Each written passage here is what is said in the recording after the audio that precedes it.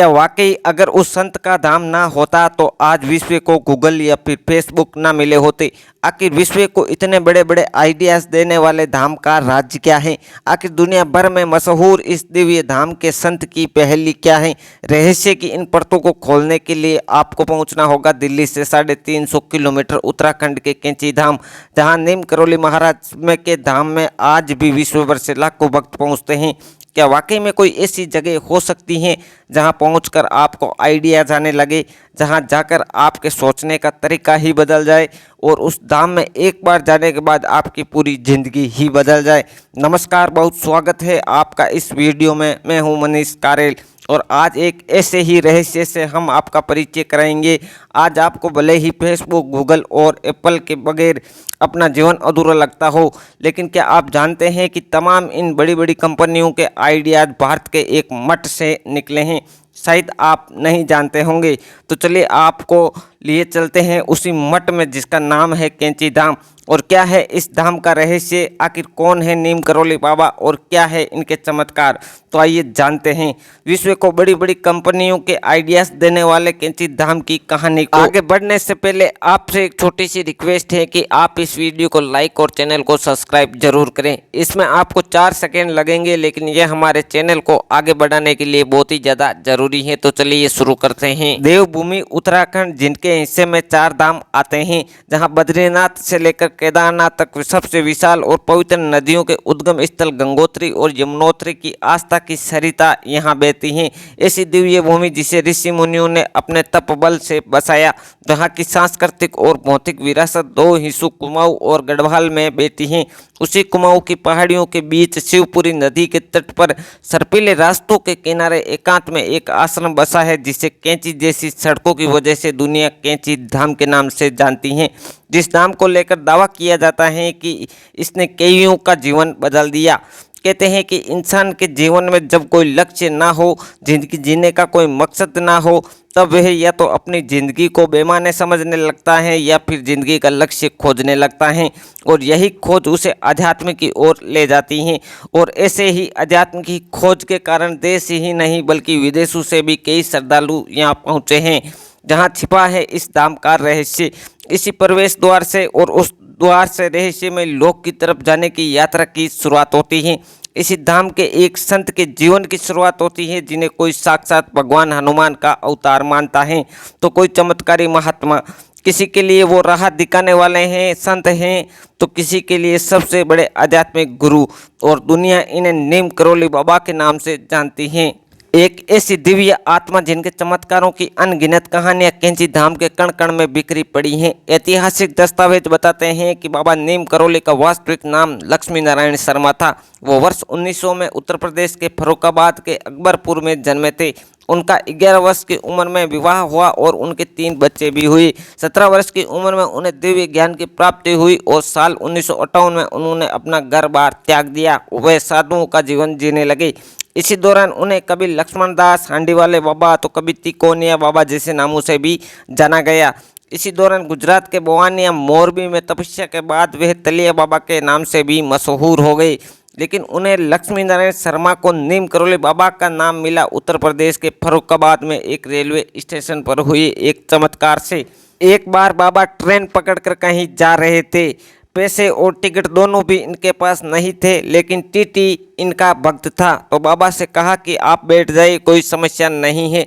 TC की बात मानकर बाबा ट्रेन में बैठ गए। पैसे थे नहीं और टिकट भी नहीं था, लेकिन ट्रेन चलने के बाद नया टीसी आ गया।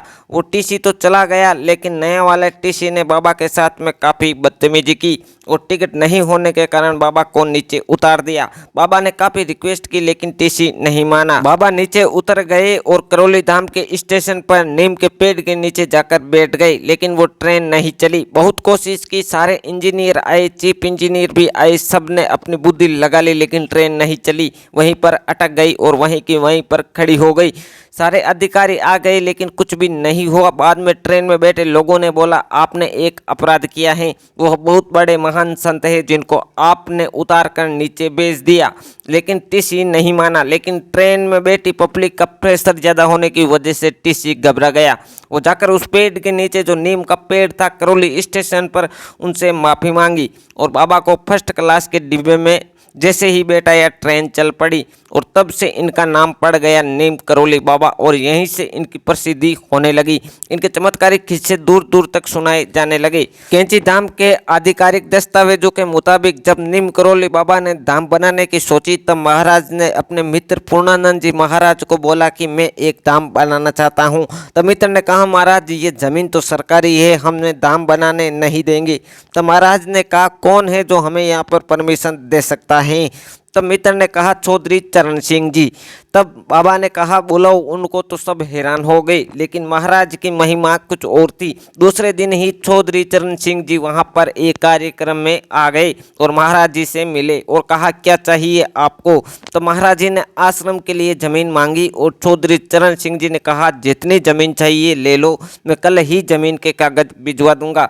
साल 1961 में नैनीताल से 20 किलोमीटर दूर कैंची धाम के स्थान पर पहुंचे और अपने मित्र के साथ मिलकर इस धाम का निर्माण पूरा किया और 1964 में धाम बनकर तैयार हो गया।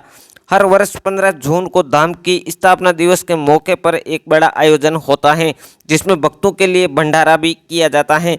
कहते हैं ये भंडारा भी चमत्कारिक होता है। एक बार भक्तों की भीड़ लगातार बढ़ रही थी, प्रसाद कम होने लगा और घी की कमी आ गई। तब घी की जगह बाबा ने कहा आश्रम के पास में ही गंगा नदी बह रही है, जिसे बाबा ने उत्तरवाहिनी नाम दिया। कहा वहां से पानी ले आओ और जैसे ही पानी लेकर भक्त आए और कढ़ाई में डाला तो पानी ने घी की शक्ल ले ली। वहां पर आए भक्त हैरान हो गए।